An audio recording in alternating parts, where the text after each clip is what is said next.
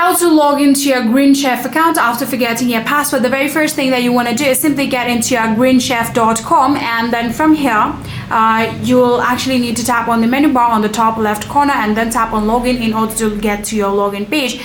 Or else you can actually get into the application, and on your application you'll be able to get that login button on the very beginning. You'll be able to tap on it and get into the login page. Here all you need to do is add in your email address and the password of your account, and when you do all of that you can simply tap on login and you will successfully be able to log into your Green Chef account like that. But unfortunately, if you have forgotten your password, then you can simply tap on the option of forgot your password right here, where you'll need to add in your email address. Once you do that, you can tap on reset my password, and then you'll actually be able to get a link sent to you on your email. So simply open your email inbox, tap on that link, and go along with the process of how you'll be able to reset your password. And simply once you reset your password, you can come back to your login page and add in your new password, and like that you can log into your Green Chef account after forgetting your password.